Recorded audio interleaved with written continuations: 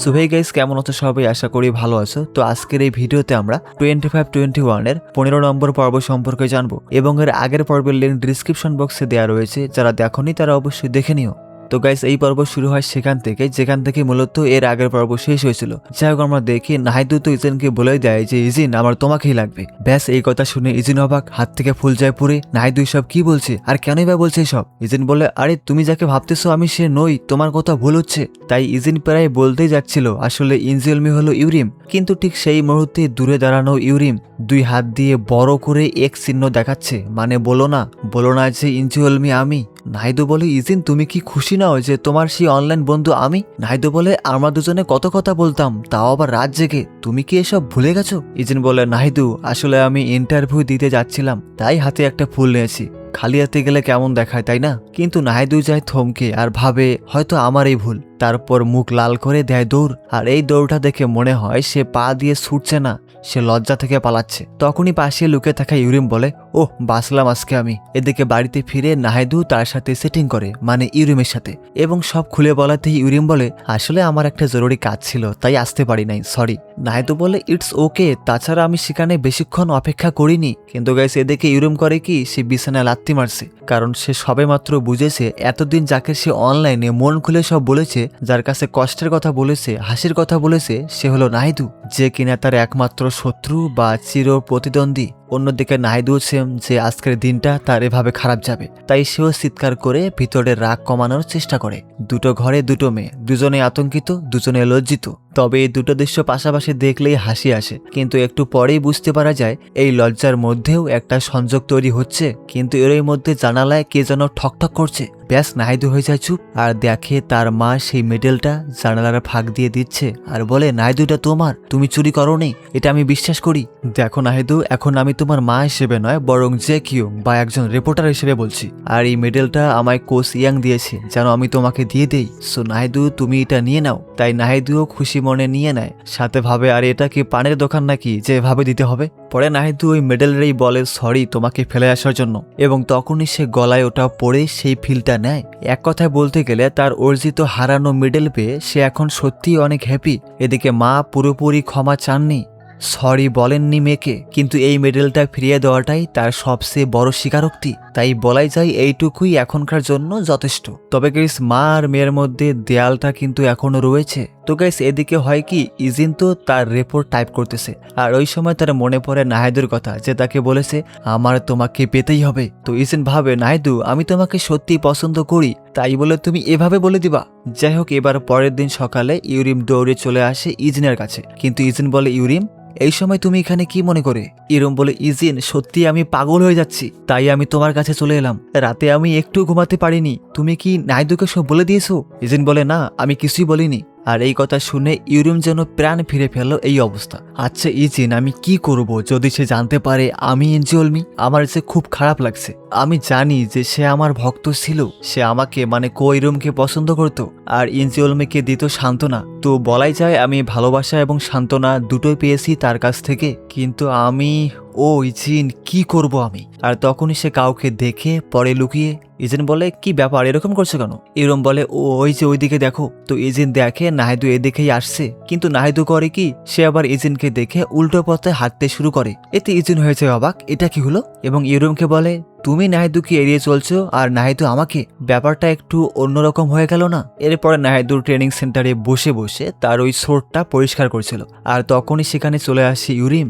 নাহিদুকে দেখে যায় সে চমকে, তবে সে দ্রুত লকার খুলে কিছু নেওয়ার চেষ্টা করে। নাহিদু বলে, ইউরিম তুমি কি আমায় উপরের ওই লুব্রিকেন্টটা দিতে পারবে? কিন্তু আশ্চর্যজনকভাবে ইউরিম সেটা দিয়ে দেয়। নাহিদু অবাক, ইউরিমের আজকে হলোটা কি? এই মেয়ে আমাকে হেল্প করতেছে, আমাকে? মানে গাইজ, সে বেশ চমকে যায় এই নিয়ে। তবে এরই মাঝে নাহিদু দেখে ইউরিমের লকারে ভলিউম 16 এর বই। তখনই সেখানে ইয়েজি চলে আসে, ইউরিমকে নিয়ে যায়, আর এই সুযোগে নাহিদু চুপি চুপি সেই ভলিউম 16 এর বইটা পড়তে শুরু করে, তাও আবার খুব মনোযোগ দিয়ে। তো এদিকে ইউরিমের মনে পড়ে সে তার পার্টস রেখে এসেছে, তাই ওটা নিতেই চলে আসে আর দেখে নাহিদুর কাণ্ড, কিন্তু কিছু বলে না। এবার নাহিদু এটা বুঝতে পেরে হয়ে যায় চুপ। এই রে, এখন আমি কি করি, কি বলি ওরে? আইডিয়া। হ্যাঁ ইউরিম, আসলে বইটা বাতাসে পড়ে গিয়েছিল, তাই আমি সেটা তোলার সময় একটু দেখছিলাম আর কি, তুমি কিছু মনে করো না আবার, ঠিক আছে? আর গাইস এভাবে নিজেকে লুকিয়ে যায় সে চলে। ইরম বলে আরে ইয়ার আমার কোনো আপত্তি নেই, তুমি চাইলে এটা পড়তে পারো। যাই হোক, পরের দিন নাহিদু যখন স্কুলে আসে তখন পিছন থেকে কোচ তাকে ডাকে, নাহিদু সবাইকে এখনই জড়ো করো, আমরা আজকে ইউরিমদের হোটেলে খেতে যাব। আর হ্যাঁ, তুমি কি জানো একটা সমস্যার কারণে তাদের হোটেল বন্ধ ছিল? নাহিদু বলে হ্যাঁ ম্যাম, শুনেছি এরকম। যাই হোক, এরপর কোচের সাথে সবাই বের হয় ইরুমদের হোটেলের উদ্দেশ্যে। তবে গাইস সেখানে নাহিদুকে আমরা বেশ উদাসীন দেখি, কিন্তু কেন? তো এরপর সবাই চলে আসে সেখানে। কোচ ইরুমের মাকে বলেন আমরা আজকে সবাই এসেছি আপনার এখানে, এবং কথা বলে সবাই বসে পড়ে। কিন্তু নাহিদু যায় দাঁড়িয়ে, কি বলবে, কিভাবে দাঁড়াবে মায়ের সামনে, মানে ইরুমের মায়ের সামনে, তো সেটা নিয়ে সে পড়ে যায় টেনশনে। কিন্তু গাইস আমরা দেখি ইরুমের মা নাহিদুকে দেখে হয়ে যায় চুপ এবং বলে তুমিই তাহলে সে যে আমার মেয়েকে হারিয়ে স্বর্ণপদক দিতেছো? নাহিদু ভাবে হইছে আজকে আমি শেষ। কিন্তু তিনি গিয়ে সোজা নাহিদুকে জড়িয়ে ধরেন আর বলেন আমি জানি তুমি সেখানে যাওয়ার জন্য অনেক কষ্ট করেছো, সাংবাদিক সহ অনেকে অনেক কথা বলেছে, সেটা মোটেও ঠিক হয়নি, তুমি অনেক ভালো করেছো নাহিদু। এতে নাহিদু হয়ে যায় চুপ। কিরে ইরুমের মায় এসব কি কয়? এবং তিনি আরো বলেন আরে তুমি দেখছি বাস্তবে আরো বেশি সুন্দর। এখন এই কথা শুনে নাহিদু একটু হাসে কিন্তু কিছু বলে না। পাশেই দাঁড়িয়ে থাকা ইউরিম সেও চুপ, কারণ তারও কিছু বলার নেই। যাই হোক, একটা কথা কিন্তু বলাই যায় যে নাহিদুর মায়ের থেকে ইরুমের মা যথেষ্ট ভালো আছে। এদিকে ইউবিএস অফিসে সবাইকে বসিয়ে বস বলছেন আমি একটা প্ল্যান করেছি। সবাই বলে বলেন স্যার, আমরা শুনতে চাই। তিনি বলেন ফেন্সিং নিউজটার জন্য আমরা এখনো ট্রেন্ডিংয়ে আছি, তাই আমি চাচ্ছিলাম যে ফেন্সিং এর উপর একটা শর্ট ফিল্ম বানাতে, এতে করে আমাদের চ্যানেলের টিআরপি আশা করা যায় অনেক বেড়ে যাবে। তখন আবার এই কথা শুনে সবাই চুপ, যে এটার জন্য কত ঝামেলা হয়ে গেল আবার সেই ফেন্সিং, ধুর। কিন্তু বস তো বুঝেই ফেলেন এরা কেউ রাজি নয়। আর তখনই ইজিন বলে স্যার আমি এটা করতে চাই। এরপরে বাইরে জুন হায়ক বলে আরে ভাই তুমি হঠাৎ এসব করতে রাজি হলে কেন? ইজেন বলে আসলে আমি আরো অভিজ্ঞতা নিতে চাই, জানতে চাই, শিখতে চাই, সেই জন্য। জুন হায়ক বলে ওকে সাব্বাস, চালিয়ে যাও। আর ইজেনও বুঝতে পারে সে তাহলে এখন ঠিক পথেই আছে। এরপরে কথা হয় তার ছোট ভাইয়ের সাথে। সে বলে ভাইয়া তুমি কিসের এয়ারপোর্টে সেই র্যাপারের ইন্টারভিউ নিয়েছো? আর সেই ক্লিপটা কি আর বলবো তোমায়, সেই আসে মা তাকেই দেখায়, মানে মা তোমাকে নিয়ে অনেক গর্ব করে। যাই হোক, এভাবে দুই ভাইয়ের মধ্যে কথা হওয়ার মাঝেই ইজেন দেখে নাহিদু বাজার করে দোকান থেকে বের হচ্ছে। কিন্তু গাইস নাহিদু করে কি, সে বলে হাই ইজিন, আর এই কথা বলে সে মুখ ভেঙচিয়ে যায় চলে। ইজিন অবাক, আরে এটা কি হলো? নাহিদু, এই নাহিদু দাঁড়াও। কিন্তু নাহিদু আর দাঁড়ায় না। এরপরে ইজিন বাসায় ফিরে নাহিদুকে বারবার ফোন করে, কিন্তু আমাদের নাহিদু ইচ্ছে করেই ফোন ধরে না। মানে আমরা বুঝতে পারি সে ইজিনকে এখন একটু বিরক্ত বোধ মনে করতেছে আর কি। যাই হোক, পরদিন সকালে ট্রেনিং সেন্টারের ভিতরে চলছে শুটিং, কারণ গাইস ইউবিএস নিউজের মালিক তো বলেছিল যে সেই এশিয়ান ফেন্সিং এর ঝামেলাকে টার্গেট করে একটা ভিডিও বানাতে, আর এই কথাই ইজিন রাজি হয়েছিল, যেটা আমরা মূলত জানি। কিন্তু গাইস নাহিদু যখন ভিতরে ঢোকে তখন এই ক্যামেরা আর ইজিনকে দেখে সে যায় চমকে, যে ইজিন এখানে কি করছে। আর তখনই নাহিদু জানতে পারে যে ইজিন নাকি এই ফেন্সিং খেলাকে কেন্দ্র করে একটা শর্ট ফিল্ম বানাবে। নাহিদু বলে ইজিন তুমি কি আমাকে এই কথাটা আগে জানানোর প্রয়োজন মনে করলে না? ইজিন বলে আহা, সেই সুযোগ বুঝি তুমি আমায় দিয়েছো। এতে নাহিদু হয়ে যায় চুপ, কারণ গত রাতে সে তো ইজিনের ফোন বারবার দিচ্ছিল কেটে। এরপরে ইজিন করে কি, সে নাহিদু আর ইরুমকে নিয়ে আলাদাভাবে কথা বলে এবং জানায় আমরা তোমাদের দুজনের উপর নির্ভর করে একটা শর্ট ফিল্ম বানাচ্ছি, তাই আশা করছি তোমরা আমাকে এই ব্যাপারে হেল্প করবে। কিন্তু নাহিদু বলে ইজিন তুমি ভালো করে জানো ইরুমের সাথে আমার সম্পর্ক কি রকম, তাই তুমি আমাদের এমন কিছু করতে বলো না যেন আমাদের আবার ভালো সাজার অভিনয় করতে হয়। ইজিন বলে ইয়ার আমার উপর একটু বিশ্বাস রাখো, সেরকম কিছু করতে হবে না যা তোমাদের ইচ্ছার বিরুদ্ধে হবে। তবে গাইস সামনে আরো ইন্টারেস্টিং কিছু হতে চলেছে, যেটা দেখলে হয়তো গাইস তুমিও খুশি হবে। আর হ্যাঁ, এরা দুজন কিন্তু রাজি হয় যে তারা ইজিনকে হেল্প করবে। ব্যাস, ইজিন হয়ে যায় হ্যাপি। এরপরে এদিকে ফেন্সিং শেষ করে সবাই মাঠে যাচ্ছে, কারণ সেখানেই শুটিং হবে। তবে এরই মাঝে দেখা হয় ইজিন ও নাহিদুর। ইজিন বলে এখন কি করবে, এবার তো আমায় আর এড়িয়ে যেতে পারবে না। আর হ্যাঁ, সেদিন তুমি আমাকে কি যেন বলেছিলে, আমার তোমাকে পেতেই হবে। আসলে তুমি হয়তো ভেবেছিলে আমি ইনজিওলমি, তাই ওভাবে বলছিলা তাই না? কিন্তু নাহিদু বলে ইজিন সেদিন আমি যেটা বলেছি সেই ব্যক্তি তুমি না হয়ে অন্য কেউ বা ইনজিওলমি হলেও আমি এই কথাটা কখনোই বলতাম না। সত্যি বলতে ওটা তুমি ছিলে বলেই আমি এই কথাটা বলার সাহস পেয়েছি, বুঝতে পেরেছো? এতে ইজিন খালি মুস্কি হাসে আর বলে ও আচ্ছা বুঝলাম। নাহিদু বলে কি ব্যাপার ইজিন, আমি চিন্তায় মরে যাচ্ছি আর তুমি কিনা হাসছো। ইজিন বলে না কিছু না এমনি। তো আমাকে এখন এটা বলো, তুমি সবসময় আমাকে এভাবে এড়িয়ে চলছো কেন? কি করেছি আমি, বলো আমাকে। নাহিদু বলে কিভাবে বুঝাই তোমায় ইজিন, তোমার সাথে কথা বললে আমার কেমন যেন সব গুলিয়ে যায়, সাথে আমার এমন একটা অনুভূতি হয় যেটা হয়তো আমি তোমাকে বলে বোঝাতে পারবো না।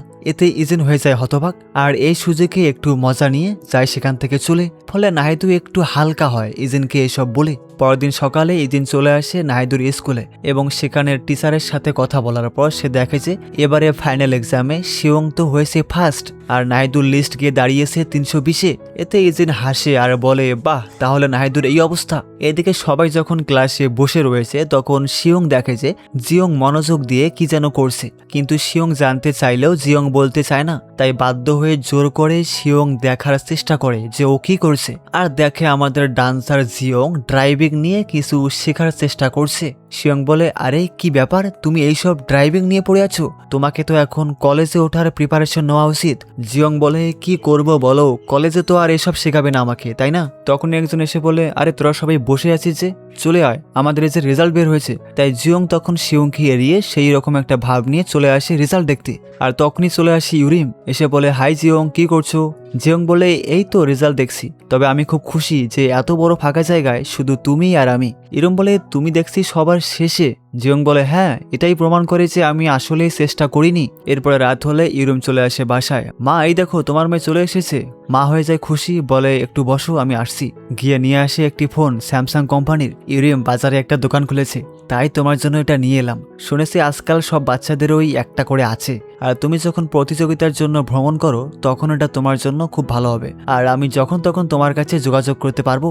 কিন্তু ফোন দেখে ইউরিম যায় রেগে, মা তুমি এটা কি করেছো? শোনো, আমি কিছুদিনের জন্য প্রতিযোগিতা করব না, তাই এটা তুমি ব্যবহার করো। মা বলে শোনা মেয়ে আমার, আমি সবসময় রেস্টুরেন্টে থাকি, আমার এটা লাগবে না। ইউরিম বলে তাহলে চলো এটা আমরা ফেরত দিয়ে আসি, এটা আমার দরকার নেই। মা বলে ইউরিম এটা তোমার মায়ের পক্ষ থেকে একটা ছোট্ট উপহার, আমি তোমাকে কিছু কিনে দিলে তুমি কি পারো না অন্য মেয়েদের মতো খুশি হতে? ইউরিম সাফ সাফ জানিয়ে দেয় মা আমি কিভাবে খুশি হতে পারি বলো আমাকে, আমাদের টাকার সমস্যা আছে, তুমি তোমার সঞ্চয় হারিয়েছো এবং ঋণের জন্য টাকা দিয়েছো, তার মানে এখন আমরা আরো বেশি ঋণের মধ্যে আছি, তাই আমরা যা করতে পারি তা কি জমানো উচিত না? তুমি সারাক্ষণ কান্নাকাটি করো আর বাবা বাড়িতে আসার জন্য খুব ব্যস্ত থাকে, আমাদের ফ্যামিলির এখন কি একটা অবস্থা তোমার কি কোনো ধারণা নেই? আর তাছাড়া আমার অবস্থা অন্য মেয়েদের মতো অত ভালো নয়। মা বলেন কিন্তু আমি এটা নিয়েছিলাম এই আশায় যে আমি তোমাকে একবার হলেও অন্তত হাসতে দেখব, তোমাকে খুশি দেখে আমিও খুশি হতে চেয়েছিলাম। তাই ইউরিম টাকার বদলে আমার অনুভূতির কথাটা কি একবারও ভাবতে পারো না? ইরম বলে মা শোনো, অনুভূতি আমাদের জন্য কি বা করতে পারে, অনুভূতি আমাদের ঋণ শোধ করতে পারে না, ওকে? তাই তোমাকে এটা বুঝতে হবে মা। তো মেয়ের মুখে এরকম কথা শুনে মা নিস্তব্ধ হয়ে যায়, তার কিছু বলার থাকে না। যাই হোক, এদিকে ইউবিএস অফিসে সবাই বসে করছে আলোচনা, তাও আবার এই শর্ট ফিল্ম নিয়ে। তখন আবার এই লুচ্চাটা কি বলে শোনো, সে বলে ফিল্মটা আমাদের এমন ভাবে তৈরি করা উচিত যেন সেটা একটু আকর্ষণীয় হয়, মানে জোস লেভেলের অ্যাকশন থাকবে। ইজিন বলে আপনি বললেই কি সেটা হয়ে যাবে নাকি, আমি সেই রকম শুটিং কখনোই করব না। আর এই কথা শুনে সে হয়ে যায় চুপ। এরপরে ইজিন অফিস থেকে ফিরে বাসা যাচ্ছিল, আর তখনই অফিস থেকে ফোন আসে, তোমার কাছে যে নিউজটা আছে সেটা আমাদের দ্রুত জানাও। তাই ইজিন ল্যান্ডলাইন থেকে কল দিতে বাসায় যাচ্ছিল, তখনই দেখা হয় নাহিদুর সাথে। ইজিন এভাবে দৌড়াচ্ছ কেন? ইজিন বলে নাহিদু আমাকে এখনই বাসায় গিয়ে ল্যান্ডলাইন থেকে ফোন দিয়ে একটা নিউজ কভার করতে হবে। কিন্তু নাহিদু বলে তাহলে আমার বাসায় আসো, সেখান থেকে ফোন দিও, তাছাড়া বাসায় এখন কেউ নেই। তাই ইজিন আর কোনো উপায় না পেয়ে ভিতরে এসে তার নিউজ কভার করছে। নাহিদু এক গ্লাস পানি দিয়ে বলে এটা খাও। এরপর আস্তে আস্তে সেখান থেকে সরে পড়ে যাতে ইজিনের কোনো ডিস্টার্ব না হয়। তো ইজিন তো নিউজ কভার করছে, তবে নাহিদু ইজিনকে অপলক দৃষ্টিতে দেখতেই থাকে। এরপর ইজিনের কাজ শেষ হলে নাহিদুকে বলে থ্যাংক ইউ, তুমি আমার অনেক বড় উপকার করলে। নাহিদু চুপ করে দাঁড়িয়ে রয়েছে। ইজিন বলে নাহিদু কিছু কি হয়েছে বলো আমাকে, নাকি তুমি আমায় আবার ঘৃণা করতে শুরু করেছো? নাহিদু বলে আমাদের সম্পর্কের কথা বলতে চাইছি, এক কথায় বলতে গেলে আমাদের সম্পর্কের কোনো নাম নেই। তাই ইজিন আমরা কি পারি না আমাদের সম্পর্কের একটা নাম দিতে? কিন্তু আমি এটা ভেবেছিলাম শুধু তুমি আর আমি জানি আমাদের সম্পর্কটা আসলে কি। হ্যাঁ, উদাহরণস্বরূপ আমাদের সম্পর্ক একটা ফোন, একটা কাপ, একটা কাঁচি অথবা একটা রংধনু। ইজেন বলে আমি তো রংধনু পছন্দ করি। নাহিদও বলে থেত্তেরি আমি তো কাঁচি পছন্দ করি। ইজেন বলে নাহিদু তুমি আমাকে বহুবার আমার নিজ পায়ে দাঁড়াতে সাহায্য করেছো, তাই আমি তোমার কাছে কৃতজ্ঞ। আচ্ছা আমি যাই তবে। কিন্তু নাহিদু ধরে ফেলে হাত আর বলে ইজিন তুমি কি তবে আমাদের সম্পর্ক নিয়ে একটুও চিন্তিত নও? ইজেন বলে এটা একটা রংধনুর মতো, যেটা তুমি সঠিক সময় এলেই বুঝতে পারবে, তাই এখন এটা নিয়ে আর ভেবো না। আর গাইস তখনই কেউ চলে আসে, ফলে দুজনে যায় চমকে। ইজেন ঘুরে দেখে যে কিয়ং দাঁড়িয়ে। ইজেন হয়ে যায় বোবা, আরে এখন আমি কি বলি বা কি করি, দৌড় দেবো নাকি না থাক। নাহিদুরও সেম অবস্থা, সেও বা কি বলবে। কিন্তু গাইস নাহিদুর মা যেমন রাগী মানুষ, আজকে যে কি করবে ওদের লগে সেটাই দেখবো আমরা পরের ভিডিওতে। Good bye.